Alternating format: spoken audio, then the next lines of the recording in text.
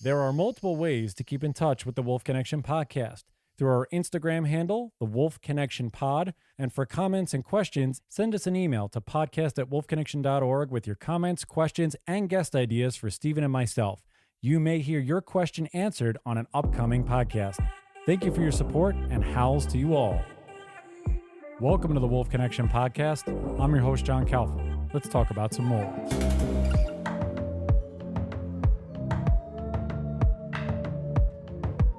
This has been a little bit in the making, probably since the symposium back in October, the Wolf Symposium in October. I met this wonderful woman there, and she does an outstanding amount of work with Trap Free Montana. She's the president and founder since it became a C3 organization in 2015. She is Casey York. Casey, wonderful to see you again. How you doing? I'm good. Thanks for the opportunity to do this. Yeah, thank you. Yeah, absolutely. And I wanted, obviously, for you and Stephen to meet because we all three of us couldn't be there together at the symposium. There's a lot going on. I have more papers strewn in front of me, I think, than any other podcast at this moment. We have websites open, so I want to get into the meat and potatoes of a lot of this stuff. But just really quick, I want everybody just to get a little bit of your background. How did you get involved, or how did you get the thought to start Trap Free Montana and get into really this advocacy work in that state? Oh, I've been advocating for animals my whole life, since I'm knee-high to a grasshopper, rescuing them, I've all kinds of stuff. My stepfather was a rancher and a hunter and a trapper. My mother was a New York model. And so they were from the city, they were very, very different. And that was kind of cool growing up with both. So one of the things that I just find so appalling is trapping. And even he did. He trapped. My stepfather trapped during the Depression, and he admitted it's cruel. So I helped in Colorado with their constitutional amendment against trapping. And then when I moved to, back then it was calling trees. We didn't have social media. That's how we operated. We needed 50,000 signatures. We got 150,000. And then when I moved to Montana, I found out, wow, their trapping is still going on. And fast forward, when I was busy, done with my kids, raising my kids to a point where I could do something other than be busy raising children, I wound up working on trying to get trap-free public lands. And when another organization was going to do it years later and rescinded, we felt the trappers aren't waiting and we can't either. And so some of us formed Trap-Free Montana Public Lands, which was a ballot initiative. And by the time we got that going, we only had 4 months, but we got more signatures than any other citizen-driven ballot initiative, all volunteer. The educational piece we had done before that was evident. People were running over to sign the ballot initiative. With the other organization we had tried years prior, and people were like, trapping? They're still trapping? And so from that, we didn't get on the ballot in 2014 and asked our attorney, what should we do? And he's, be a C4 or a C3? He said, do both. So I now have Trap Free Montana, which is a C3 and does the educational piece and a lot of the work. And Trap Free Montana Public Lands is a C4, and it does more stuff in the legislature. And that's kind of it in a nutshell, how we got going. Do you think you could just give us a summarized history of trapping in America, which I guess would have started with the Native Americans trapping using basic traps, snares, pit traps, etc., and then Europeans sort of modernized those devices and brought them here. But from then on, how did trapping impact that developing American culture? I know trapping pretty well, but I think I'd fall short on that. I could take a shot at what the little I do know.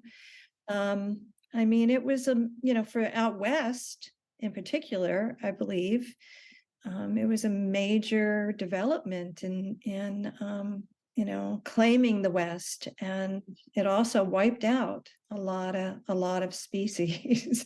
Along with hunting, it kind of tied into that. It was very unregulated. But I would think, from my little knowledge of the history, for one thing, it's gone on way too long, but that it really claimed, wiped out so many species. What's the status or the overall picture presently in Montana? Because we'll jump in that aspect of what does trapping look like there in terms of the types of traps that are used, the ethical or unethical ways that things are being used to go about catching wildlife and killing wildlife there, and why is it so egregious, and how has it evolved to get to this point where it seems as though in Montana it's no holds barred and you can pretty much do whatever you want to get the animal you're trying to capture.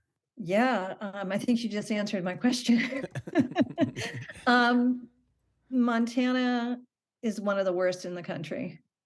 We're absolutely one of the worst. When the different states receive a grade, we got almost an F. And the only reason we didn't get an F is because all traps and snares have to have a metal identification tag on them, identifying the trapper, unless you're trapping on your own land. So that's it. I mean, in Montana, we have no trap check requirement, other than two limited exceptions. So animals can be, caught in traps for days, for weeks, until the trapper gets around to checking them. A warden once said there's a trapper and his line runs so long, it takes him a month to get from one end to the other. There's no limit on how many traps they can set. There's no reporting. Some states have like a registered trap line, which is, to me, is smart, because then the wardens can check and make sure that if there's laws, Montana has so few, but if there are, that they're following. And we don't have any of that. Only the trapper knows where their traps are. An average of an estimated, according to Fish, Wildlife, and Parks, 50,000 wildlife are trapped annually in Montana. That doesn't include all the non-targets, and the mountain lions, the dogs, the raptors, the grizzlies, the protected species. Only 5 animals they can trap have a quota. So in other words, the number that they're allowed to trap, and that's for like bobcat, otter, swift fox, fisher, and wolf. All the rest can be trapped unlimited and unreported. So we don't even really know. They send out, Fish, Wildlife, and Parks sends out an annual survey to trappers who buy a license. But it's a voluntary survey, and only 1/3 of them return it. So again, we have no idea how many this is happening to. On top of that, you don't need a license to trap in Montana. You only need a license to trap, 8 species plus wolf, so 9 species. There's the fur bearers and a wolf and wolves. You have to buy a trapping license. It's like $28 for a resident. And with that license, you can trap, unless there's a quota, and that's more like how many they allow to be killed, not how many you can kill. Wolves is another exception, because you can trap 10 wolves now in Montana per trapper. But so for $28, you can go out there and, get all these bobcat and otter, get your 10 wolves, get, on and on. Okay. And the fact you don't need a license then for all the other species to trap them. So you're not going to get that survey, right?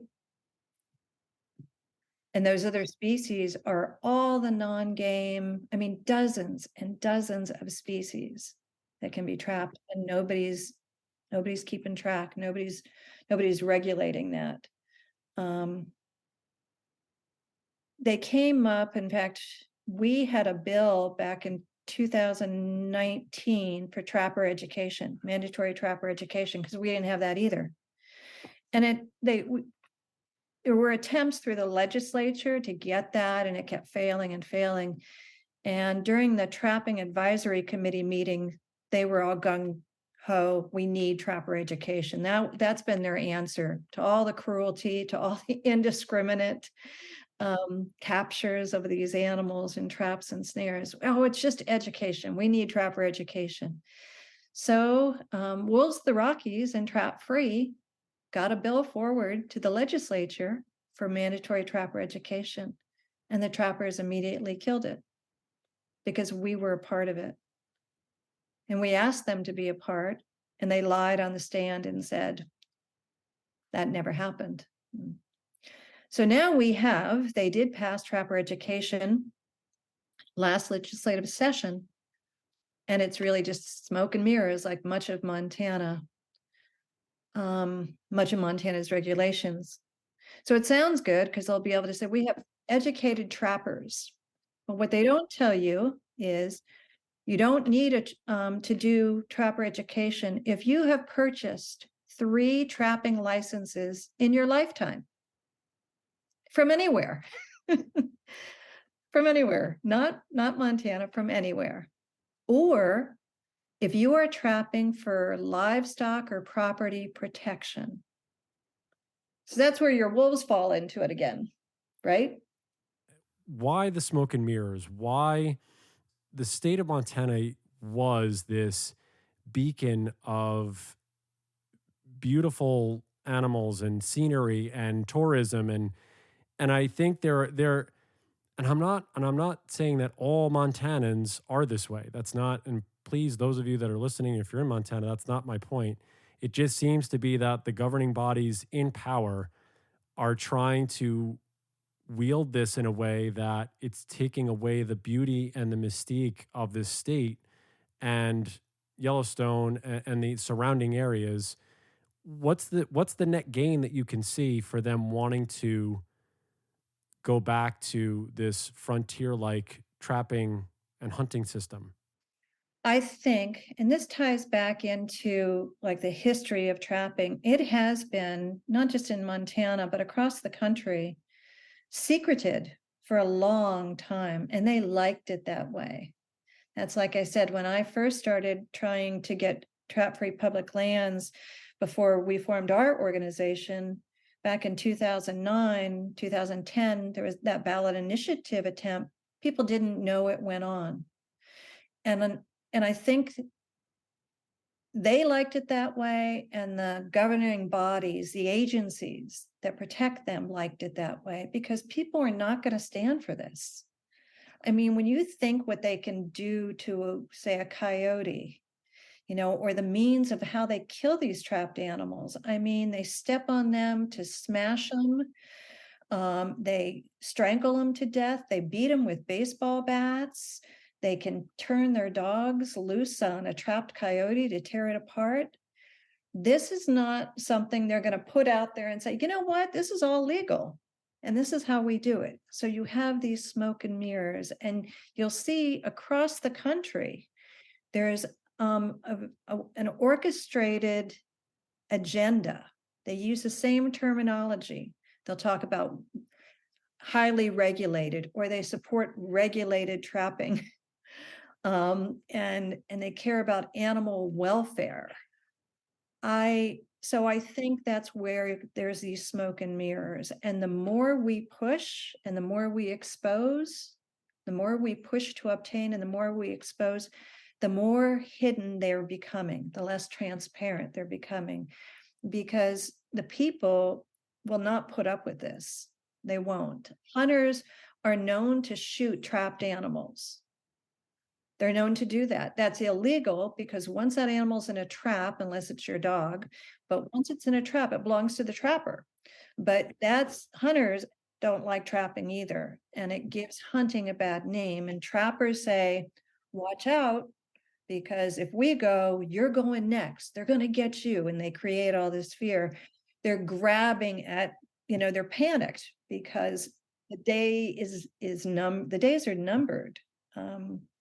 There's only Montana, you're right. I mean, we're known for our wildlife. Montana is the only state in the contiguous US that has a whole repertoire. We have all of them.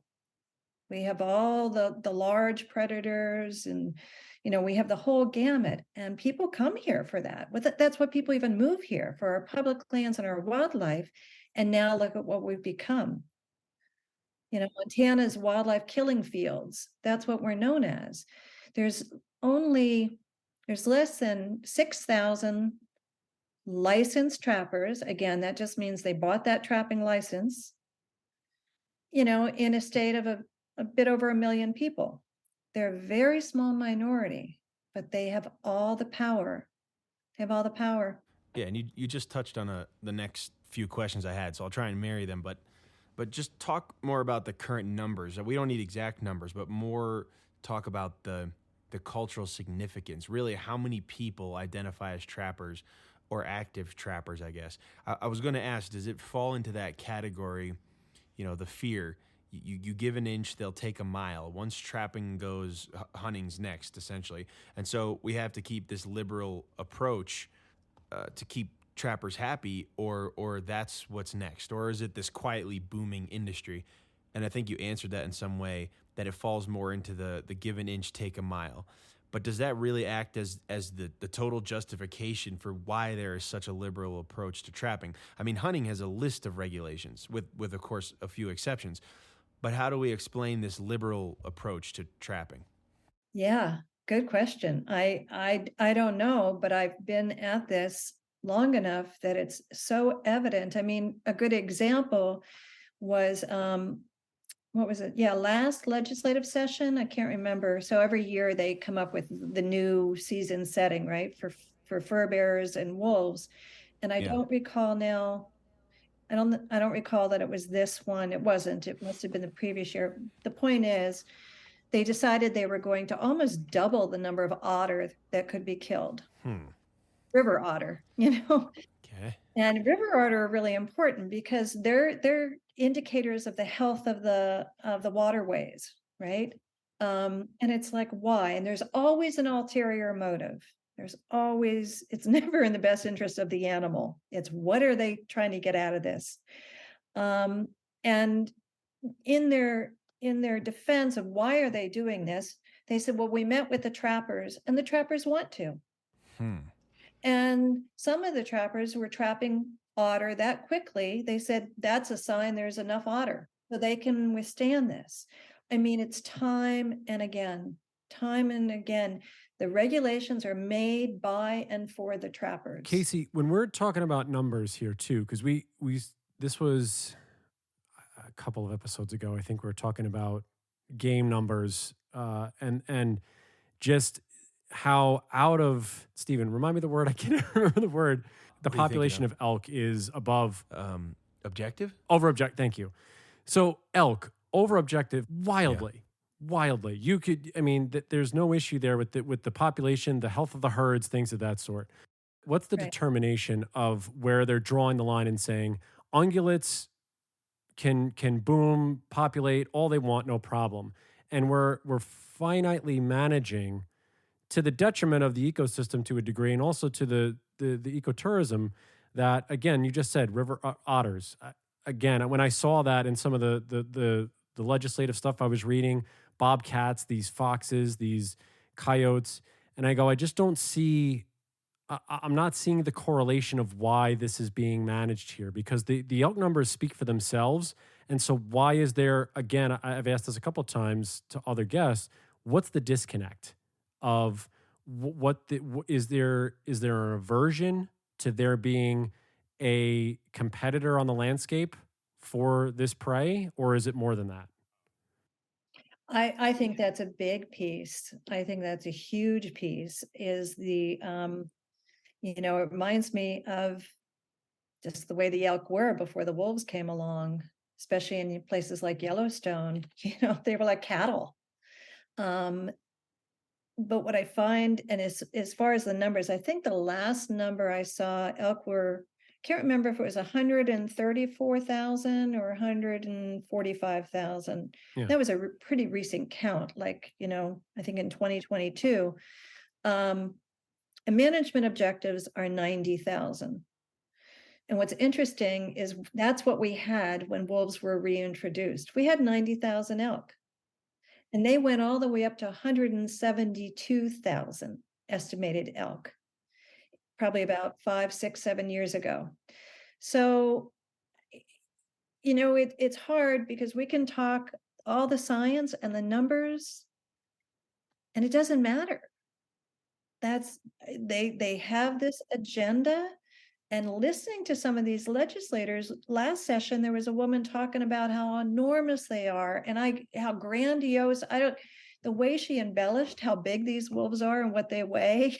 Yeah, we just posted a video from Carter Niemeyer where, of course, for those that don't know, Carter was instrumental in the initial reintroductions in the lower 48. And he was working with folks from Alaska. And of course, Alaska has had wolves for north of 45,000 years. And they were commenting that the size of these wolves were no different than the ones that we already have here today. It's interesting, though, too, if you every now and then, especially, if they hop on our page, which we don't tolerate very long, and they know that the list that we banned is extremely long, but I always know we're getting under their skin when they start acting up. And so I check them out, like, who is this person?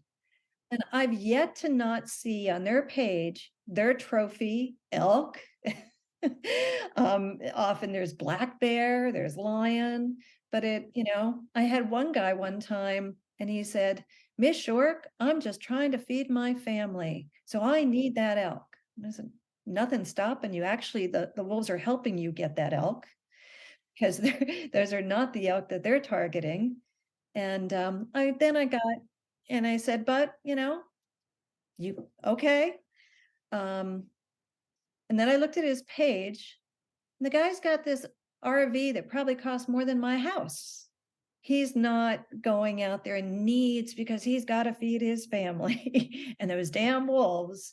I think it goes further. I think it's a generational mindset, and it's the same people that believe these myths and despise wolves, and the only good coyote is a dead coyote. It's generational. Yeah, but also the numbers don't support that idea that there's been less success amongst elk hunters. Right. I mean, there's some units that are doing better. There's some units that are steady. I'm sure there's some units that are not seeing the same numbers for a multitude of reasons. But the evidence to really support that claim, it's just we can't find it. I mean, those are everybody. And again, you're another one that's just really confirmed what we've talked about with these biologists and scientists and the Carter Niemeyers of the world, is that these elk are robust and healthy. Probably the healthiest herds in the West, probably since the frontier, the frontier part of our culture. And some folks that have filed lawsuits against the state of Montana call them crisis levels. Yeah, which is a bad thing. It is a bad thing. And I mean, we've talked, and how many times have we talked about CWD not even creeping its way into the West? It's here. And the elk and the ranchers and the livestock owners who are responsible in the way that they manage their herds and things like that are having to get money because the elk are the ones coming on their land and eating the feed for their animals. So now you have a reverse problem. That's what the lawsuit's about, by the way. That's what the lawsuit. So now you have a double-edged problem where you have, if you're the state of Montana, I'm saying that you're doing all this for predators and other fur bearers and all these other animals that you're mismanaging the trapping and all the other stuff you're doing on that side, and then you can't manage the ungulates. And the ungulates are impacting your ranchers and livestock owners who are trying to be responsible in the way that they're doing things. I just don't, like Steven said, just trying to figure out the way that they're pitching this, in that everything's okay and that we can continue to follow down this path. I mean, what did you find out, Casey? Because the legislative session you went to, I think, was a week or two ago. It was very recent. I mean, what were some of the things you were hearing out of that session that struck you? Um, well, if I may, I wanted to make a comment on what you were saying Go about ahead. those numbers. So with the elk, the way they handle that problem now of the elk going on the land and eating the hay is they have shoulder seasons. Elk are now hunted like what, at least 6 months out of the year.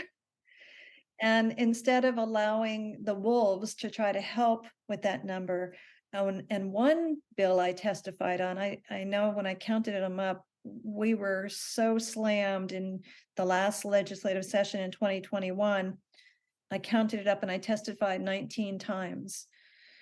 And it was very stressful. It was very hard because you were told you have 2 minutes. And then when you'd go to testify, someone would say, you know what, make that one. And a lot of them were rude. They didn't want to hear from us. The outpour was fantastic, but it was really very, very tough. But at one point I said, if you're going to be killing wolves to try to protect elk, or under this argument, you're protecting elk, then how about you don't kill wolves where elk are over management objectives? You can't, it's, especially where you have CWD, because there are allies in CWD, but again, they don't, it's lip service to them. They don't want to hear this. They have an agenda. Now, fast forward, the legislative session just started, 2 weeks ago, and you'll hear a common denominator. They'll say, this is a cleanup bill. And what it is, it strongly appears, it's to close any loopholes that might interfere with them killing more predators. The war goes beyond being on wolves. It's on the predators, and it's on privatizing our wildlife, seizing control. We only 1/3 of Montana is public lands. We're a huge Wow. state, and only 1/3. And then they lock it off. You can't get to it, and they're buying things up. It's follow the money. A lot of it is about follow the money. So the bills that happened most recently, one is to change from a paper tag that you have to put on the carcass to using your phone. Well, how many hunters are out there with a phone? Or if they are, again, Montana, we don't have cell service a lot of places, right? For us, we're pretty jaded from what they've pulled, and how some of them they come across trying to make it sound so innocent in these bills and the language, and they're not. Wolves can be killed in Montana and left to rot. So now you don't have to put a tag on it, because you need the tag when you turn them in.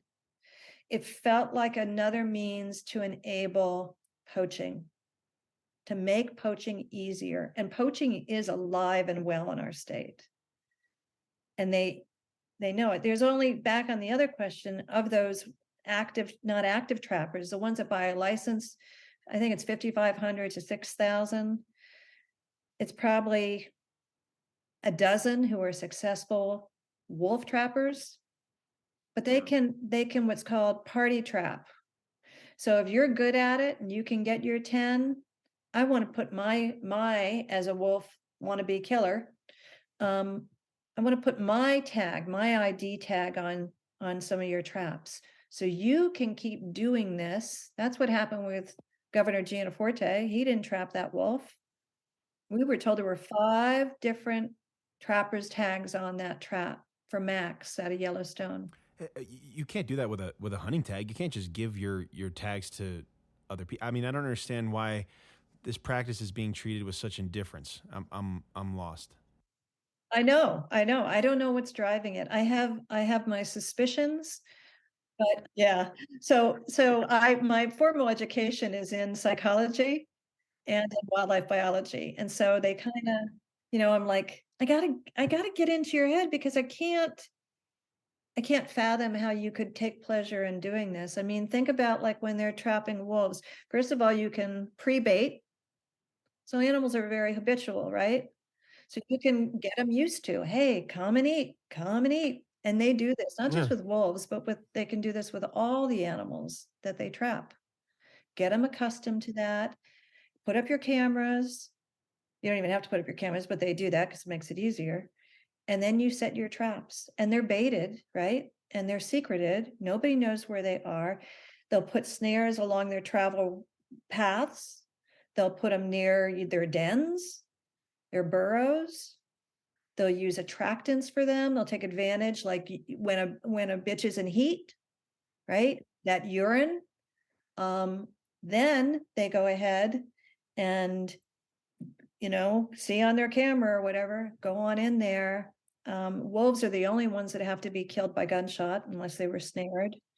Wait. You're saying with camera, are you saying that you can use a live feed camera? Yeah, Or sure. a live feed camera? Yeah. I'm so confused because there's no way that trappers are bringing more money into, there's no way that they're bringing more money into the state than hunters. So I'm know. very In fact- frustratingly confused about the preferential treatment. I don't understand. You bring up a good point, Stephen. They're not bringing any money into the state. Think about it this way. If you've got, we'll even give them credit at 6,000 that are buying, trapping licenses, at $28 a pop, that doesn't begin to cover the fur bearer division's salaries and benefits.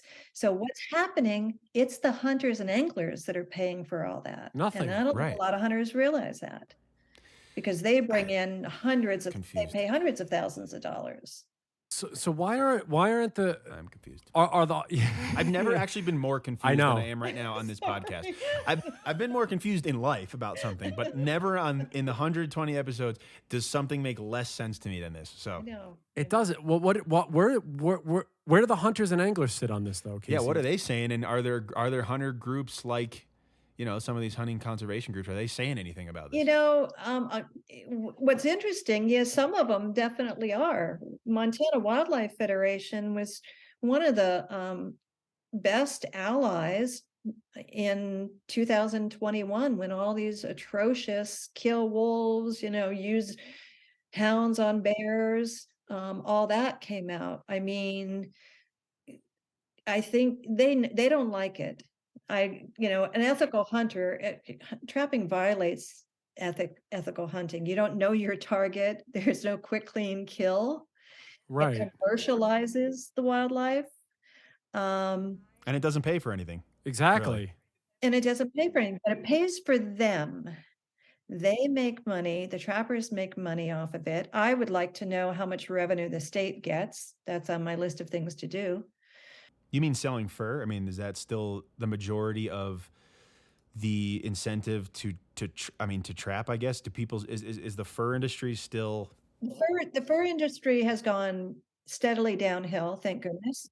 And part of it, the major purchasers are China and Russia. So between COVID and then Russia with Ukraine, all those. So, and an enlightened public saying, I'm not, I don't support this. But, like last year, somebody still got that $1,000 bobcat. So What is that? It was in the sale of the fur in. Oh, I see. They got that one bobcat that had the hide that. They got that one for $1,000. Now their prices on bobcat has dropped with everything else. Like coyotes are way down, but bobcat can still go between $200 and $300.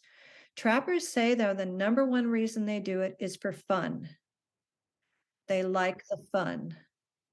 So a trapper once talked with me at length about, figuring out where that animal is and, looking for the sign and then trying to get them to step right where you need them to step, and the whole bit and how exciting that is. And I said, I love watching wildlife. I love being quiet and looking and listening and finding them and looking for their sign. And so Right, you can relate to that part. But I don't kill them. You can do that and not hurt them and not torture them. And you're not eating them. This isn't for food. Right, that's very different. It's not. I mean, Casey, have you tried to? I'm sure you have. Has it ever come up in conversation about having these individuals who clearly can track these animals very well. Why not turn it into an experience, not killing it, a tour experience, or bringing groups out with you exponentially? I would imagine. Again, I'm not an economist. I don't know what it would cost or what it would be. Has there ever been a conversation to try and flip that and say, come with me on a nature on a guided tour, or on a tracking tour, or whatever it is, and I'll show you these awesome animals in a way you'll never see them. Mhm. Not obviously, not to trap them, not to kill them, but to just view them. Has that ever come up? Has that ever been a pitch? I think it's a great idea. It brings to mind the county I live in. So I'm in the Bitterroot, which is pretty red. It's a beautiful place. We've got mountains on either side of us. When you're skiing, you can be skiing in Montana or Idaho, or that little peninsula that comes down from the state. And years ago, they declared some kind of, predator killing policy, including wolves. And the county did. And I remember being at the hearing, and I said, all these people are going to Yellowstone to see wolves. Imagine if you did that instead of killing them. This is why people come to Montana for our wildlife. And, I might as well have been, standing up there, naked, half crazed. It was, now maybe one-on-one to be able to say that, but you have to also be very careful, because we have that going on in places outside of Yellowstone, where the same outfitter that takes you on the great horseback riding trip to see the wildlife and the wolves is the one selling them, taking you to kill them during the wolf season. So you have to be extremely careful. And also who's along on the ride. I mean, breaks my heart, like this wolf 1229. I hate numbers, so I think I purposely don't remember them. That was trapped last week. On the 13th in Yellowstone. She didn't know. She didn't know, and I can just imagine when that trapper went up to her in that trap, and she was used to seeing people. She was used to them, and what she must have felt. And he could have released her. And I'll tell you why, because she was collared. Same thing with Max, the Yellowstone wolf that Governor Giannaforte illegally killed. He was collared. So in Montana, you can release a collared wolf as long as it's not injured. But do they? Never heard of it. It's their prize. It's their Cecil the lion. But the other, I wanted to tell you, because I'm kind of doing going off on my tangents. I could talk trapping until the cows come home. You're good. You're but good. I did want to say a more important bill that came up, and it relates to our lawsuit. One of our lawsuits, we're involved now in 4. And it was on the aerial hunting. And again, they said it's a cleanup bill, and it's very simple, cut and dry. We're going to make sure drones are included. It's not cut and dry. You always have to get into the weeds of the language and into the regulations. And they don't include non-game species, which is everything other than fur bearers and predators. It's badger, it's raccoon, it's rabbits, it's everything, and wolves. So it doesn't include the prohibition on using drones, airplanes, helicopters to go after and kill them. So they're making it legal to use those types of ways to hunt these animals. They're making it legal. Well, what's the federal law prohibits that. Mm-hmm. Okay. But they wrote up this bill saying that they have to they use some kind of thing with the Forest Service, and that they have to grant permits for someone, to go in and use aerial, because like they can aerial shoot coyotes, for example. And But what they focused on during the hearing was they wanted to make sure drones were included. Well, under federal law, drones are already included, but when you read the language and it said stuff like, it's prohibited to use aircraft to chase, harass, gather, shoot, it would say game species, first of all. And game in Montana are your elk, your deer, your mountain lion, your bear, that kind of thing. So it's like, well, what about everybody else? And then they would include fur bearers in a couple of the items, but not always. But nowhere in there did they include the prohibition of aerial hunting of wolves. And that came up. They did not use that in that language. And then someone said, well, they're using drones also with infrared to spot these animals. So fair chase is just out the window. Fair, I mean, at that point, you can't even get close to it, really. Right. I mean, you can't do that with a duck, and there's millions of ducks. I don't understand the whole concept. I know. I'm confusing you even more. Yeah, I'm really confused by it. I'm not gonna lie. It is. I've never seen Stephen in a tailspin there like isn't this. logic to it. So that's one thing you got to just kind of like, it's illogical. We focus a lot more on how unethical and how cruel the suffering. And that, can you imagine if somebody did this to a dog? What would happen? I mean, and these are canine species. The dog originated from the wolf. Right, we love our dogs. Yeah, we love our dogs, and especially hunters. Hunters love their dogs, man. Yeah, I mean, yeah. And trappers say put them on a leash. Well, doesn't work out too well for a hunting dog. Or recently there was a search and rescue dog that got snared. Dogs that go for a swim. Is that one of our that might be one of our listener questions, John? So maybe a good time to ask. I was just gonna tie this in, Casey, because Canis_Nicholas, who's one of the his name's Nick. He follows us a lot. He asks, how can we hold trappers accountable when people's pets are caught in their traps? Is there anything in the bills, anything like that? Because I've seen numerous graphs, numerous pictures of family pets. There was just that I think it was I don't know if it was a wolf dog or it was a dog that had a vest on, walking next to its family, was shot because the hunter thought it was a coyote. Is there anything to hold people accountable, or it's just the nature of the beast? That's another thing. When we talk about the many wrongs with trapping, so when a trapper, whether that trapper catches a mountain lion, a bald eagle, golden eagle, bald eagles are doing better than golden eagles right now. Not that matters, but or a dog, he has no responsibility other than to call it in within 24 hours. So with the dog, he can just let it go, not look at the tag and say, oh, I'm going to let these people know, or I'm going to take it to the shelter, to animal control.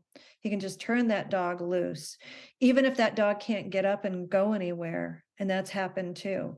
There's been people who they said the trapper knew that was my dog and never got a hold of me. The dog eventually made it home. One in particular I think about, and died later on. Because again, there's no trap check. So how long are they out there exposed to these elements? The trap check applies to wolves for 48-hour visual check and for bobcat in lynx protection zones. Otherwise, and who knows if they're enforcing that. So yeah, as long as that trap was set, quote, legally, there's no consequences, no repercussions. I mean, the cost of these animals, we help pay for the vet bills, whether it's, for if it was for an eagle or if it's for a dog, we'll help. We're monitoring one right now. I cringe this time of year in Montana. There's so many lost pets. And this is the worst time of the year. And a lot just happened on New Year's, the damn fireworks. Dogs got scared and ran off. And I just got one. This woman was begging. She had 2 dogs. One came home, the other one didn't. And I tell them, you need to get out there and you need to call the department. The trapper is required to report again, and see if a dog was reported. Well, the dog did come home, but we don't know yet if it's gonna lose his foot. He was missing 48 hours. And he's a big dog, which is his favor, but you can see the bruise across his foot. So in a period of 3 recent years, over 100 dogs were reported trapped in Montana. And those are just the ones that make it on the reports. Not all of them do. Not all of them make it home. And the owners are responsible for vet bill. I mean, just whatever. Yeah. You talk about holding us hostage to safe use of our public land. There's no warning signs, there's no posting required, and the trap setbacks, so the distance they have to put a trap from a trail From a or trail. trailhead is only for roads designated with signage or marked, numbered. And how far is that off the? Well, it's 50 foot, but for wolves, it's 150 foot. And then there's also exceptions. Again, there's always these loopholes for trails or for roads that are closed year round. They said no setbacks. And those are the roads that people like to use in the wintertime. They like to go out there and let their dogs run, cross country ski, their kids. Those traps, baited, secreted, can be right on those roads. And you were asking what kind of traps. So leg hold or foothold, they use the term interchangeably. The ones for wolves are monstrous. They're 9 inches across. And they were heavy. They're very heavy. And I'm not heavy enough to stand on the jaws to compress them to get it open. And if you did that, I assume that would fall under hunter harassment. It would be illegal. It'd be tampering with the trap unless my dog is in it or my friend's dog is in it or something like that. Yeah, then it's okay. The other one are the snares. And I can't recall how many, I want to say it's 200 they can put in a 5-gallon bucket. And snares are a wire cable. And they're designed to choke the animal to death. And they're cheap. They cost a couple bucks. Where say the wolf trap maybe is $50, $75, the trap they use for wolves. Now you got a snare for $2. And you're gonna, so and they're lightweight. If you have 50 miles of Right. traps, And they're lightweight, so you can carry that whole bucket and you can saturate an area. They saturate the area with these snares. They baited it. They might have some footholds out there as well. And then they have their cameras up and they know. And then they do another thing. They have a Judas wolf that they leave trapped. So, and if they're legal. I've heard of that, yeah. And nobody knows they're watching because you're supposed to kill a trapped wolf immediately. Well, Gianforte didn't. We know that. He didn't get in trouble for that either. So that wolf, they're just capitalizing on the fact of how loyal and devoted wolves are. And the other wolves will come in to that trapped wolf and then they'll get snared. Now, if you shoot wolves and there's blood, they like the snares better because of the blood. That could keep everybody away for a bit, and they wouldn't, heaven forbid, want that to happen. The other trap is called a conibear, and it's a body crushing trap, and it was designed for in response to the cruelty that trapping causes. It was designed to be a quick kill. So it crushes the animal, but their head. It's quicker. Well, I don't recall how long to meet. There's a thing, I won't even go into that. There's supposed to be a standard to reduce the amount of suffering, but I think it's certainly quicker, maybe than a snare. I mean, none of it's pretty. If you ever watch any of them, if you can stomach it. I'm looking at a picture of it now on a pit bull. Okay. Yeah. On the head, probably there's a Doberman. I see. So it's similar to like a massive mouse trap, where like a mouse trap has that bar that comes down on the neck. Right. And This has 2, right? It's 2 compressions that way. And and it can be like the big one, the 330 is 10 by 10. And that's often for beaver. But if it's in water and only 1/3 of it has to be submerged in water in Montana for it to be legal. Your dog goes in there for a swim to retrieve a duck. He's a hunting dog. He's gone. I mean, we teach how to release traps, but your chances are slim to none. There's been a couple of cases that I've heard of where they got their dog out of the conibear. There's a case of, people laying down right next to their dog as they wince, taking their last breath. Trapping is just inhumane. There's no if, ands, or buts about it. It's cruel and inhumane, and it's going to go. It's going to go in our lifetime because people are not going to put up with this, with how indiscriminate it is and the suffering it causes, and it's not necessary. They don't need to do this. They don't need to do it for food. They don't need to do it for livestock protection or for fur. They don't need to do it to boast, these populations, which, that they want. Gosh, I don't know how Steven's looking at that. Yeah, probably don't. I've seen Probably more don't. than anybody should in a lifetime for their mental health, that's for sure. But I feel like sometimes I have to see it. Sometimes I have to share Yeah. it to give testimony to that animal that they mattered. And I don't know how anybody can do that. I don't know how they can walk up to an animal. And if you look at some of those pictures and, they're at your mercy, and then do that to them because you want to, not because you need to, not like, oh, I'm really sorry, but this is something I have to do. It's what they want to do. And I remember he's a very well-known trapper. And he said, I can tell when that bobcat is dead when it stops squiggling underneath my weight. And it just made me sick. And they don't, we have some reform trappers that are our supporters. Carter Niemeyer is like a mentor to me. He's my mentor in many ways. And every now and then I think once they trap a dog, and some of them, that's what it took. They were done. Many of them, I mean, you can listen. It's on a hearing from last session. There was a bill to try to do a study. How do we stop all these dog trappings? And the trappers killed it very quickly. And they referred to, when you get out there and you're after bobcat and you find that damn dog in your trap, that was their response.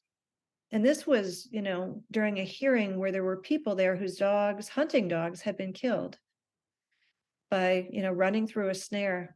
There's a power snare, so it's spring activated.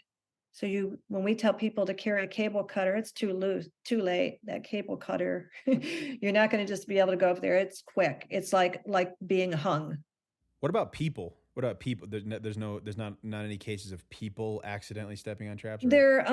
Well, I don't know about stepping. There was a child whose arm was broken in a conibear in the water, not in Montana. And this sounds very discriminatory, but I don't mean it that way. But I couldn't help myself looking at the child. The child looked like they were maybe, I don't know if they were, they had like dark afro hair. It was a boy. I don't know if he was of color, but I thought if this was a cute little girl, cute little white girl, I'm sorry, but the outrage of that happening. But even that has no automatic regulation based or no penalty for that matter. And we've come close. We had a case years ago in the Bitterroot, a popular place people go for Christmas trees. And all of a sudden, kids don't miss anything, right? And they saw this thing hanging from a tree, and it was a CD, flashing, and so they ran over to see what it was, and the dog got there first. And there was a trap because they hang those to attract bobcat. Bobcat are very curious. And so that's a sign when there's bobcat trapping. Now, this family, the dog was okay. The dog wasn't severely injured. I can't say they're okay because they're traumatized. The screams from these dogs are universal, unless they're snared and you don't hear them because they're being strangled. But for those children, going out to get the Christmas tree, going out to cut a Christmas tree. What an experience. They'll never forget. Anybody whose dog has ever been trapped will never, ever forget that. And it would be this. It would be the same if you saw an animal get like a kid saw an animal get shot with the feet in front of him. But you're encouraged hunting not to do that near people. Yeah. And it's just Right. wild that this is like kids are just walking by these things. It's a very, again, it's very confusingly preferential, lopsided. I don't understand the. I don't get it. Right, right. I mean, like when hunting season, you wear orange, right? I Right. mean, when you're going out to avoid bears or camping, you know where to put your gear, it's not real safe. You don't run, you carry bear spray. You don't know where these traps and snares are. Nobody does, and there's no That limit. is weird. And trapping is legal year round in our state, year round. So sometimes one gal ran into this trapper and she's like, you're trapping. It's not even, is the fur even any good now? And he goes, it's just something to do. What do you think, as a person who has a background in psychology, what do you think is so different psychologically about trapping and hunting?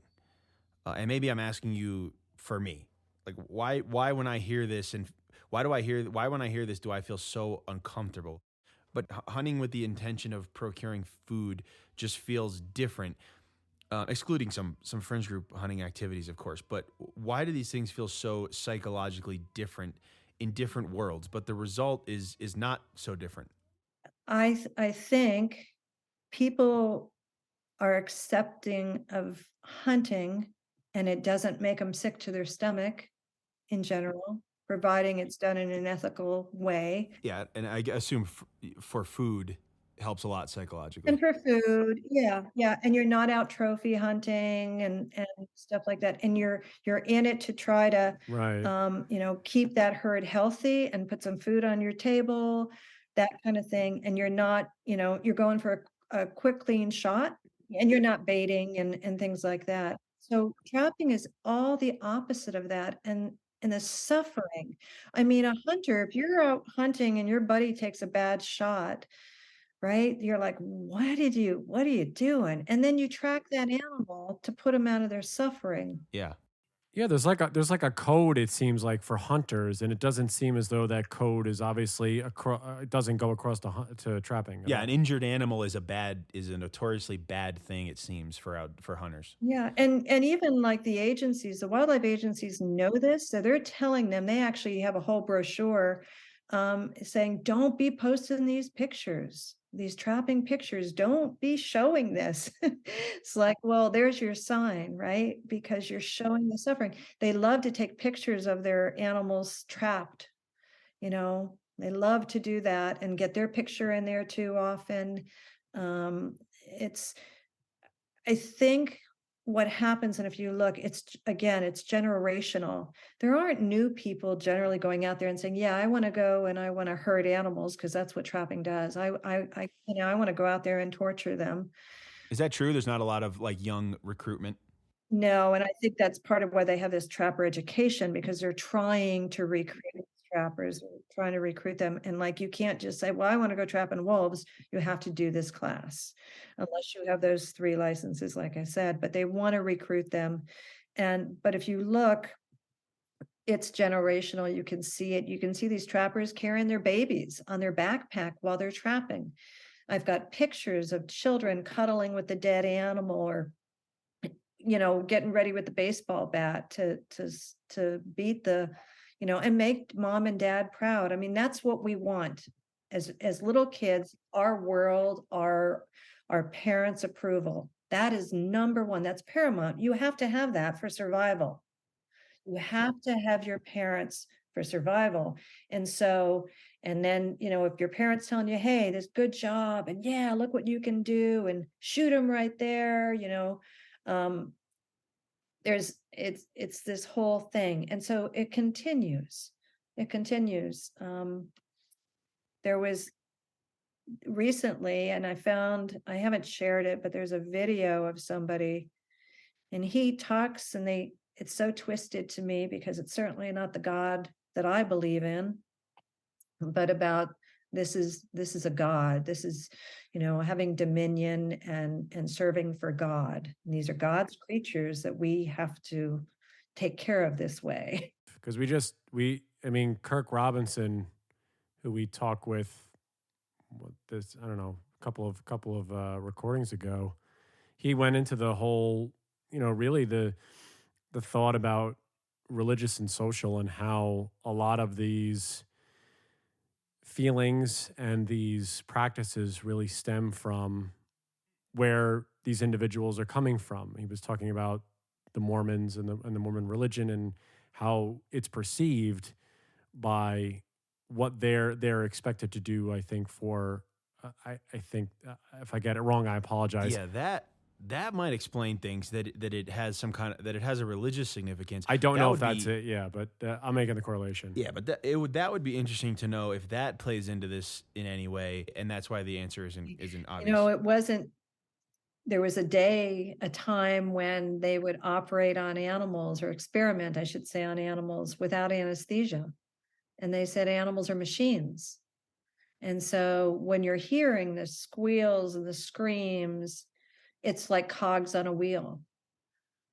And that mindset to me is still alive, that you can do this and deny the suffering you're causing. And they'll show you paws, the animal's paw, and say, see, it's fine. The x-rays show that paw is not fine. And when you leave an animal for beyond 24 hours, their chances of survival are very, very slim the longer they're in there. So when they release them, and say, because they have to, right? If they trap a mountain lion, you can't trap mountain lions in Montana, although they trap lots of them, because they're big and probably going after the same bait as a wolf. That mountain lion, first of all, you've injured his paw, and they need those paws to hunt. And after even 48 hours, that paw could likely fall off. They suffer from frostbite. The injuries shown, the dislocations, the damaged teeth, because they bite at it. So one thing though, because I know we're getting close, it looks like, but I did want to tell you, back on the legislature, and this keeps coming up, and it's going to come up again. Representative Paul Fielder, most people know who he is after the 2021 and all the horrendous bills. He was actually a trapper in Washington, which is much more restrictive. So he moved to Montana, where you could, have a free for all. And he's going to try again to get a constitutional amendment to protect trapping forevermore in our state. And he did it. He tried it last session. And the constitutional amendment would enshrine into our Constitution the preferred method to manage wildlife would be through hunting and trapping, and the preferred method to manage wildlife, not to use non-lethal coexistence, anything else. The preferred method to manage wildlife would be through hunting and trapping and using all the existing current legal means. So that's your killing contests. That's you're able to run over coyotes with snowmobiles. They call it coyote whacking. That's the snaring. That's, you name it, and to make that and to put that in our Constitution. So luckily it died, but he's got it on hold. We haven't seen the language yet, but it's in the waiting.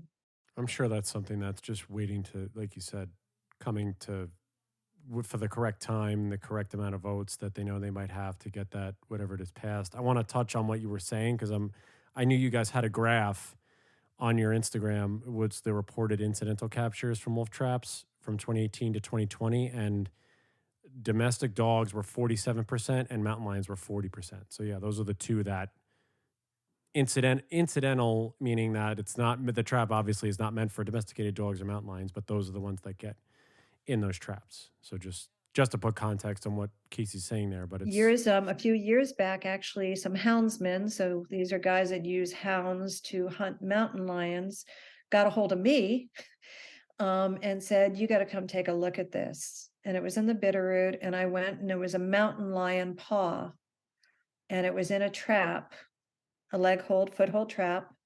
And I immediately identified it. I said, "That's an MB 750. That was set for wolves." And they had found it around this tree that was torn up. So, cats, they're going to go up in a tree, right? That's their safety. When they're chased or whatever, they're going to go up in the tree. And that's what that poor mountain lion did until it eventually tore off his or her paw. And the mountain lion, to the best of my knowledge, was never found again. The houndsman that took it into Fish, Wildlife, and Parks, the paw, and showed it to them in the trap, was, my understanding, was in trouble, according to them. And the trapper got his trap back, and he still traps. So yeah, it's so screwed up, and the main thing is people don't know. That's why we have our billboards, to educate the public, to get them to see stuff like that. The one we have of the trapped and dying wolf, trappers told me, "Oh, wolf's fine. Wolf can eat snow." We have to show people what's going on. And so they go, "Oh no, we're better than this," because they are better than this. Our wildlife, our dogs, our animals are better than this. Yeah, I don't. I have totally depressed you, I can tell. No. Sorry. This is why I dance. I'm just confused. Like, how is, well, I guess it's the intentional part, right? That's it's like, how is this very, very different? Like killing, injuring an animal out of season, or an animal that you cannot kill using a certain method. How is it different than poaching? But I guess they'd make the justification that it's the intentionality, right? It's like, well, if you kill something intentionally out of season, it's poaching. If you accidentally kill something using a legal method, it isn't poaching. But in the end, the result's exactly the same, right? The public losing wildlife unnecessarily that hasn't been paid for and isn't going to be consumed. That's tough. That's tough for me to figure that I know. one out. No, but Yeah. I like the way you put that together. Yeah. The end result's the same. I mean, they used to have a thing called set guns, right? Where they would set these guns up with a tripwire. And I don't remember if they used bait or not. So any animal that came along would be shot. And that's illegal. Well, what's the difference now with trapping? These are unattended, baited traps, and out there, secreted. It's just like you were planning. It's like I'm sorry, I mean to cut you off, Casey. It's almost like when they had those fields in World War II, and they were literally just planting mines. I mean, it was obviously there, for no disregard for human life at that point, because you're trying to win a war, and the human cost was the human cost, to whoever it was. But there were fields that were closed for decades because they had to literally go through.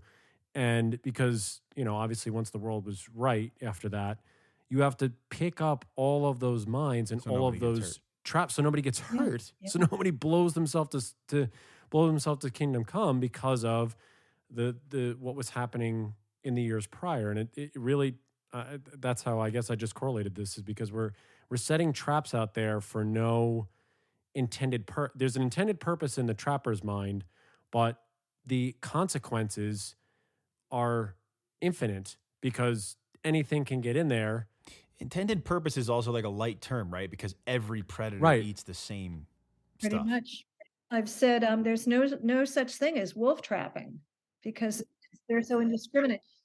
It's interesting because we just filed a lawsuit on how unregulated predatory, predator control is through the wildlife services, and it's a whole, Department of Agriculture is listed, U.S. Fish and Wildlife Service, and it's about how to really protect grizzlies. And are they being protected as they're supposed to be under the ESA? And how are they not? That's That's the federal wildlife killing program, right? Right. Okay. We just filed suit yesterday.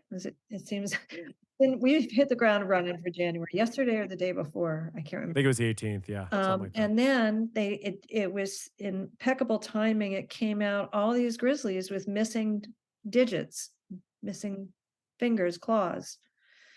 From, again, remember we talked about the conibear trap? So they're putting their hand in these traps to get the bait on the other side, because what they'll do is they'll put that trap, there might be a box on the other side. If it's up high, it doesn't have to be a box, but the bait on the other side. So when the animal goes through, they're smashed. So they found, after a decade of trying to figure out, why are we finding all these grizzlies? And they need those too. They need them to dig, right? So yeah, it's such a mess that when I get overwhelmed, I also look at the other side of it, that it's so bad.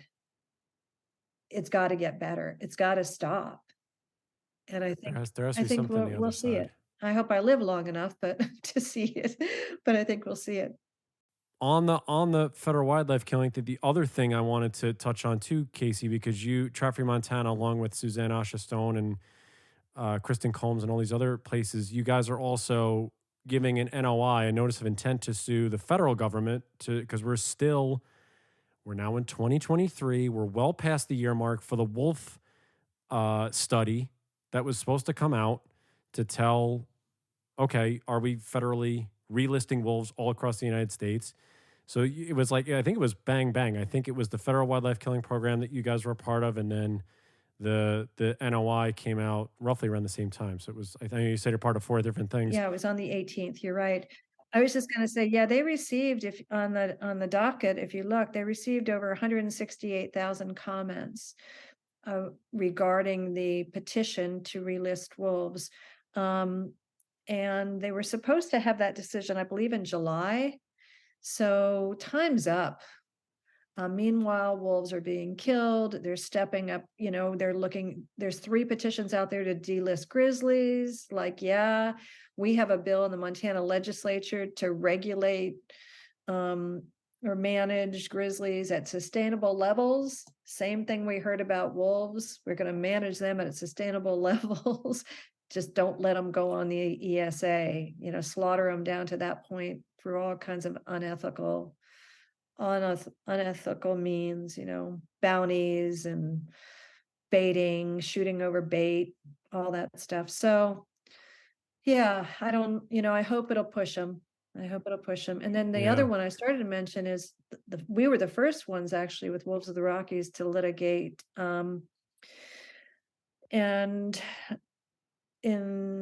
that was because they changed the regs. You were talking about regs. They changed the regs without notifying the public or public participation, which is in violation of our Constitution. And they removed the prohibition in the regs of aerial shooting and spotting of wolves. And they also added in the use of infrared and thermal for night hunting. I mean, it's like recon. When we say there's a war on wolves, it might as well be. I mean, again, I'm conflicted with the mindset because presumably a lot of these folks that are making these pro-trapping decisions are the same groups and individuals that are not for wolf reintroduction. And one concern that is put up often as it relates to the Colorado vote, just for example, is that we should be against wildlife-related decisions that are not made directly by biologists. And that's a whole nother story, of course, with the Prop 114. But then we are making decisions with huge implications to wildlife and public lands without any science involved or scientists involved. And another 2 points that are coming up for me now that are put up often as anti-wolf points are that wolves kill indiscriminately and they kill dogs, and that's a good reason to be against their recovery. And yet, it seems people are in support of an activity which causes a lot of indiscriminate killing and killing of dogs. So I'm just confused by the irony. I don't think the people are in support of it. Right. It's not the average person. No, I don't think they are. It's, just like how we testified in 2021. And I mean, it was so exciting because I've been testifying for years. Our session comes up every couple of years. And sometimes it was 1 or 2 of us. Sometimes it was me. if I recall. Maybe not to that extent. I'm trying to remember. But my point is, they came out, oh my gosh, it was tremendous to see all of that. But it doesn't matter. It's who's in charge. It's who is voted into the power. And even it seemed like a very benign, simple bill. Oh, we have 7 districts. We need 7 commissioners. Oh, that makes sense. Not when your governor is appointing all those 7. So the 7 that we have now, the 7 wildlife commissioners, they're ranchers, they're outfitters. There's no biologists, there's no non-consumptive users, there's no indigenous people on there. We created a trapping report card, and opposing trapping is bipartisan. I know that from all of our supporters. Okay. But not in the legislature. And you can look at it, Trap Free Montana Public Lands website, and it shows they just voted party line. I mean, we have right now over 4,000 bills in the legislature. So it makes it easy for them. Just vote this way. We tell you how to vote, just easy. Just, I vote for you, you vote for me when it comes to that, a little bit. I mean, Casey, how do you going forward, or what's the path forward? I was going to say, I think that's really Steve's I question. think it's right? really a question. And listen, I know it's like it. I say that as Yeah. as a simple question, It's and I know it's not simple. But what's the path? If we have ethical hunters that disagree, we have the public that disagrees, we have the majority, I think, of the populace that disagree with the way, and this is tailored specifically, I think, to trapping is what I'm trying to say, not necessarily all the other stuff we've been talking about. What's the way? And I know I've spoken to Wolves of the Rockies, I've spoken to everybody, and it's always vote and get these. What's the call in order to help change the legislative body? If can there be enough of an uproar where it's these individuals are not? If it's a detrimental legislation to the state, to the people of the state of Montana, what's the path forward? Oh, for me, again, I'd want to understand, and I don't know how I would go about that, but it would be interesting to find out, how come you voted these people in? Beyond, people make an assumption that I'm a Democrat. They make a lot of assumptions about me. I'm unaffiliated. I want to know what your position is. That's what I want to know. Where do you stand on issues? So one of the ways I can answer that is, we're telling people that, and I don't know that there are supporters, so maybe it's kind of pointless, but you need, and even if you need to contact your legislator. So I guess it does matter if there are supporters. I Right. was They thinking they our have to be supporters afraid probably that they're didn't not going vote to get a lot of voted these in. people in, but you need to contact them and let them know you're a constituent, and always be respectful. And that they have got That's a to, big or thing. you're going to vote them out. They're not going to get elected again, and that you demand respectful, ethical, science-based wildlife management and safe use of our public lands, if you go that far to put that in there. Yeah, I think that's a huge piece. And spending your money wisely, finding out. I mean, money talks, finding out what businesses support, are pro predator, and which are not, and let them know, well, then I'm not doing business with you. For us, we're taking a multifaceted approach. Our websites are getting redone, working on different relationships. We've got the billboards, we'll have more billboards. We're litigating because we're not being heard. So it's like, okay, we're going to go to the courts because this is not right. We're going to go to court. Yeah. What's the best way that people can help Trap Free Montana? Because again, it's this multifaceted approach. There's billboards, there's legislation, things like that. Wolves of the Rockies, we always try to help support. So what's the thing that you can ask people to help you guys out? What's the best way? Go to the website. What's the deal? Well, I'm excited about our website, but I mean, our websites are from 2000, I think, 15. We have 2 of them, so they're a little outdated, but they're packed with information. Some of it's needs to be updated. And so it's a work in progress. We're combining the websites and making it clear, easier to read. So that's probably not the best place for them to go, because they might go, what? It's not even cell phone friendly. That's how dated it is. But if they email us, that is a big piece, to email us. And there's so many ways people can help. So many ways, whether it's, giving sharing photographs, wildlife photographs with us, whether it's they're developing a good rapport with their congressman and talking about trapping. I would like to see trap-free public lands across the country.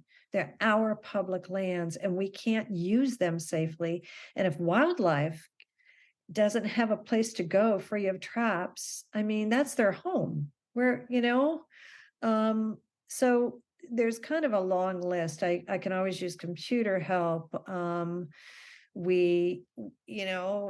Social media things that we're not up to speed on. There's writers. We have a blog and we'll continue a blog. People that want to write something, we'd love to share that. I've been a guest speaker, presentations. We've got another project we're working on right now because it involves trapping. They decided, they approved the trapping of all these bunnies in my town. I don't live in town, but in the town, because people were upset there's too many bunnies. And since it involved trapping, we said, okay, we're going to work on it because we do non-lethal projects. So we will do the non-lethal project. So yeah, there's so many ways that people can help us, and it just furthers.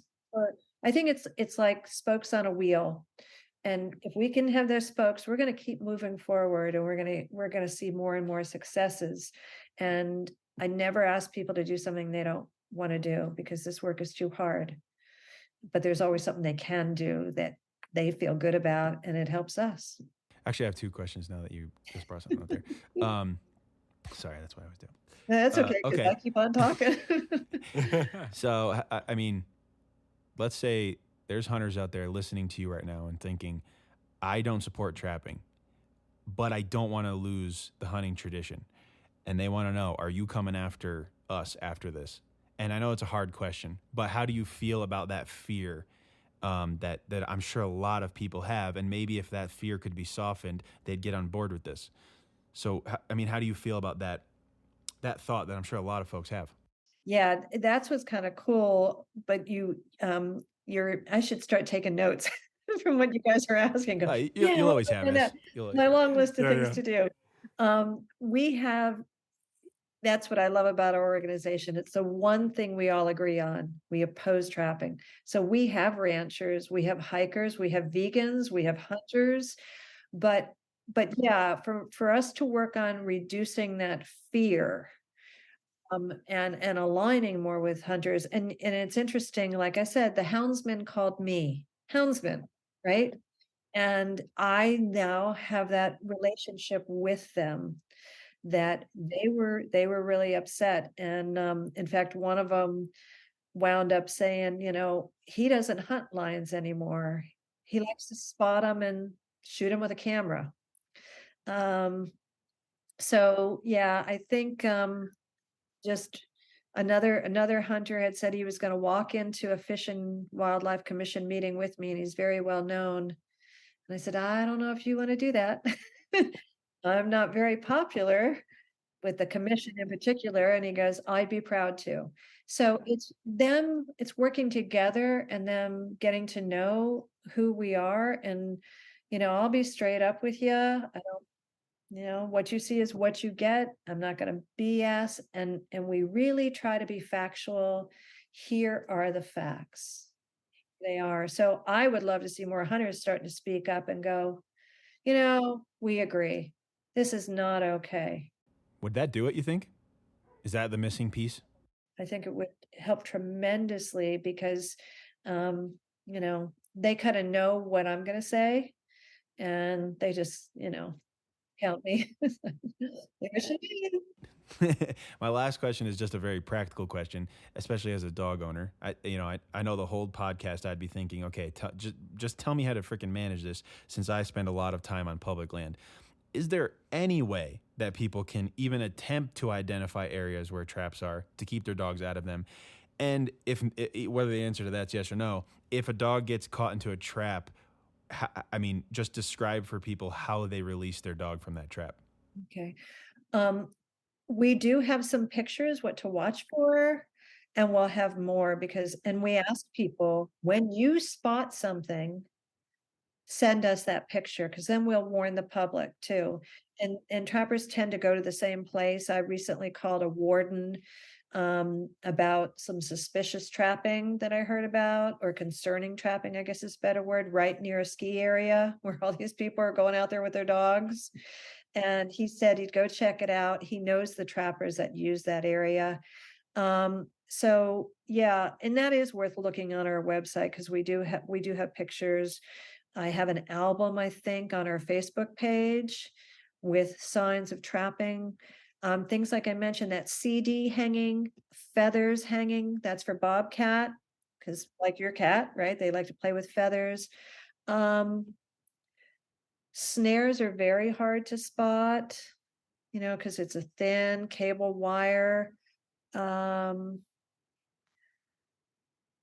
When there's diggings, they'll dig up things. There's to put the trap there, because animals will go and wonder what was dug there, so they start digging. There's a thing called a pea post, so you kind of have to be observant, like looking and going, that looks odd, what is and the pea post is a post, and they'll put urine on it, the lure on it. And it might just kind of be like just in a weird place. They're very, very hard to spot. They're really hard to spot. As far as we tell people, carry cable cutters, not a Letterman, a cable cutter. You want blunt, because you don't want to stab at the dog, so that you can cut that cable if they get snared. We do encourage, whenever possible, to keep your dog on a leash. I had a hunting dog, English setter, who could run like the wind. And I let him run, but I was taking a hell of a chance. And we like to see them have that freedom. And he had great recall, but it's risky. Not so much outside the winter time, because the winter is when they get the best pelts, like right now. The majority, 75% of the wolves that have been killed, so reported killed in January, where we're only at January 20th, 75% of those wolves were trapped in Montana. 75% of the wolves this month. Normally it's closer to 50%, the overall number 40 to 50%, but trapping is so heavy right now. The conibears, there's videos. We have a video on our website. If your dog gets in a conibear, things, because they're not easy to figure out. You really have to know. You're going to look at it and go, what is this contraption with these two metal things clamped down? The other thing, whenever you go to release your dog from a trap, they're probably going to bite you. When you were asking about injuries, people get bit because the dog's freaking out. They're hurting, so you got to cover their head while you release that trap. And we did have one guy who got trapped himself multiple times, because there's never just one trap, never just one. So as he was trying to free his dog and he was putting his hand down, he was getting caught in the other traps. It's a mess. It is a mess. It's a mess. And I mean, that's a mess. Yeah. And, I don't know how these people sleep at night. I don't know how they look themselves in the mirror. And if Trap Free has helped create shame and scorn, good, because they deserve it. They deserve it. Yeah. No animal deserves this treatment. There's no need. If you have a problem animal and you've tried everything else, then the last resort is you shoot that animal. The last resort. And I would even say that's often a stretch, because that you got to look at why you have a problem, because if you remove that animal, somebody else is going to come in. The thing here is, it's usually pretty easy to find clear incentive for maybe asymmetrical preferential treatment. That there's preferential treatment here because of this and that and the other, and it's at the least understandable, and usually monetary, or I guess, culturally relevant, but I can't find it here. It's not a big moneymaker, and it's not very popular in the general hunting public. But there has to be something, right? Because it would be so easy to just create a regulation that is hunter's orange adjacent, that alerts people to the presence of dangerous traps. There has to be something that makes traps safer for bycatch. And if there isn't, then we have to question whether we can do this in any capacity that isn't overtly unsafe, and unmanageable. I mean, at the least, there doesn't seem to be a great excuse for not regulating it wherever possible to make it safer for civilians or for bycatch. I'm just lost on it. I think it's going to take a lawsuit. But why? Because they're not. It's not like they're bringing millions of dollars in every. No, I know. Well, hunting is on the decline. Montana still ranks up there. I think we're number 3. I think South Dakota or North Dakota. One of the Dakotas is number 1. And then there's, I think, Idaho or Wyoming, can't remember. And then we're number 3. But hunting is on the decline, and I don't know what the fear base is, but it'd be good to find out, because there's, like I said, it's a national movement. It's a concerted effort to protect trapping, and they're using the same terminology. Like, they're looking at it like it's all in one pot. And what they're really doing is they're hurting hunting. Oh yeah. They're giving ethical sportsmen a bad name. They're giving our state a black eye. Then there's got to be the national movement to obviously prevent this from getting any larger than it already is, which clearly you're a part of, and there are other organizations doing that. It's mind-boggling to me too. And I think it's just the fact, Casey, that you presented all these, again, the information you presented today is absolutely worthwhile for everybody who's going to listen to this, everybody who's listening to this now, to understand the issues surrounding not only Montana, but clearly there are other states that are allowing these practices, that it's happening nationally. It's not just centralized into one specific state or 3 or 4 specific states, and that they need to really get on the horn, see these, and some of these pictures are awful, but you need to have that stuff put in front of your face so that it registers, I think, with a lot of people. Because you can say it's bad and it sounds bad, and the words are one thing, but I think if you visually step back and look at it and see some of these photos that we've seen come across, it will register, I think, in a whole different way. I think, though, you bring up a great point. People will attack Montana, and they have every reason to, and say, oh, what a horrible state. And then I try to say, we're not really. It's a small minority who's in charge now. But check what your state is doing. I mean, like, New York is one of the absolute worst on the numbers that they kill. There's estimates, millions of animals are trapped and destroyed in this country every year. So find out what's happening in your state and get involved. Like, they know me by first name. I go to these meetings all the time, and others look and go, who's she? And, the fish and wildlife people are addressing me by name because I'm involved. So even if you say, I can't handle the pictures, we have some supporters that won't read our newsletter, because usually I'll have a difficult picture in there. I've kind of started to back off a little because they're already our supporters, and I want them to read the newsletter. But there's so many, like I said, it gets back to so many ways to help. There's citizen advisory council meetings in Montana that, people need to go. And now with Zoom, things are so much easier. Yeah. You don't necessarily have to go in person, like to testify.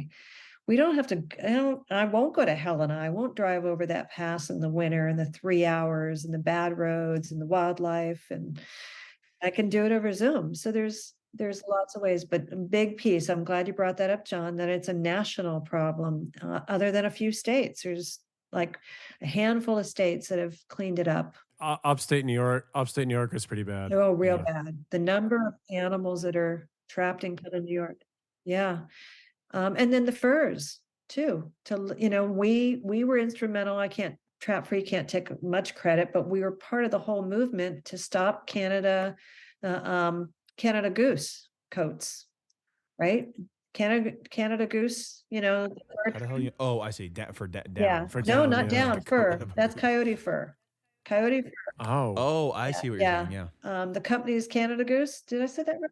Oh, you're talking about the company Canada Oh, Goose. okay, I was got it, thinking, got it, how got the it. heck do you make a coat out of a goose? I don't Okay, understand. got it. I'm Okay, still I get trying it to now, yeah. confuse you even further. Yeah, that would have done me in. We're if over that we're were over an around. hour and a No, half yeah, in. They make, This is they like make coats fun. out of Yeah. goose. Yeah, exactly. Don't give any ideas, but at least No, they're no, not please, no. they're not doing that with the Coyotes anymore. Effective this year, they're going to use what they have, and they're not going to be buying more.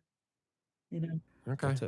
That's a popular company Yeah, so it's to a be huge to be win. using. A lot of But that's what it designers are takes. going fur free. We don't encourage people to wear fake fur, because you can't really tell. Also, to be fair, it's probably made of plastic and it's bad for you Yeah, anyways. probably bad for the Right, environment. exactly. Don't wear You any of it. can't tell, and it can be a twisted like, oh, you can't afford the real thing, but you support it, right? You support the wearing Right, fur. So we right, don't right. encourage fake fur either. But like I said, I could talk to the cows come home about trapping, confuse you, depress you. No, all this stuff, listen, everything that you've said today is really a springboard, I hope, for those that are listening to this, and so that they can get involved. I will tell everyone now, we'll have the email address so you guys can email Trap Free Montana. I will have the website on there. I know it's getting updated, but still, get in touch with Casey if you're interested in this. If you want to know how to make a difference, she is at the forefront of all this stuff. Let me ask you my final question, Casey, before we let you go. When you hear the word wolf, what is the thing that comes to your mind? Sadness. That's the first word that came to my mind. Yeah. Yeah. It's getting there, man. There's a lot of irons in the fire for this stuff, and you are. It was a pleasure to meet you for the first time at the symposium, and it's great to have you here with Stephen and I. And you are absolutely welcome anytime. If you guys need any promotion, if there's any legislation, anything coming down, you have an open invitation to come back and talk to us about anything that's going on. So Thank you. I really do. This has been an honor, and thank you for allowing me all this time to kind of tell you as much as I could. Unfortunately, there's more, but we're making headway. That's a good thing. I should leave that on a positive note. We are making headway, and this will end. Mark my words. I agree with you. I think it's coming down the road. There's going to be a fight that has to happen. And again, I think, as Stephen and I always tell, I think anybody that's listening, play the radical middle. Please talk to people like they're people, because that's the only way that really any of this stuff ultimately comes to a close, is that we have to treat each other like human beings and try and find that compromise. Because if we don't, we're just going to be having the same discussions we're having 50, 60, 100 years down the line. And who knows if we have, that much time for a lot of the species that are out there. So just, that'll be my final thought with all of you. Casey York, thank you so much. Stick around just for a minute after we sign off. I just want to touch on a couple of things. How's to you all out there? And Stephen, I'll be with you next time. Bye, everybody. Thank you. Bye-bye. Looking to support Wolf Connection or sponsor one of the wolves in our pack? Just go to wolfconnection.org, click on the Donate tab, and find out more information.